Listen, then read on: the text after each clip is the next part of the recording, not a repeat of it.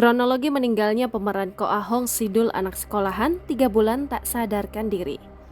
Begini kronologi meninggalnya pemeran Ko Ahong di sinetron Sidul anak sekolahan. Seperti diketahui, pemeran Ko Ahong yang bernama Kasiman atau Salman Al-Farizi meninggal dunia pada Selasa 13 Juni 2023. Penyebab meninggalnya Ko Ahong dikarenakan sakit yang dideritanya sejak lama. Apalagi sudah tak sadarkan diri selama 3 bulan terakhir ini. Kabar meninggalnya Ko Ahong tersebut disampaikan oleh Rano Karno, pemeran Sidul. Rano menambahkan, Kasiman Ko Ahong tak sadarkan diri sebelum akhirnya meninggal dunia. Rano Karno pun mendoakan sahabatnya Ko Ahong agar arwahnya diterima di sisi Allah Subhanahu wa Ta'ala dan semua kebaikannya menjadi amal baik dalam kuburnya.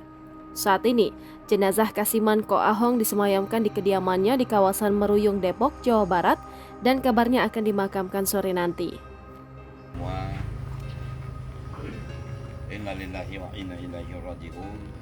Teman-teman sekalian, hari ini mungkin sebagian dari kalian pernah berjumpa dengan dia, tapi barangkali ada yang belum sempat. Tapi hari ini kita kehilangan seorang sahabat. Nama aslinya Kasiman, turunan Tionghoa, tapi dia lahir di Aceh. Dia hijrah masuk ke dalam Islam dan berhaji bersama saya.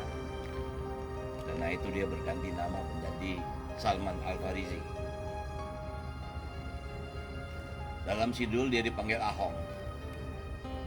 Dan karakter dia adalah orang yang selalu mencintai Zainab, tapi Zainab tidak pernah mencintai dia. Jangan lupa subscribe, share, komen, dan like ya.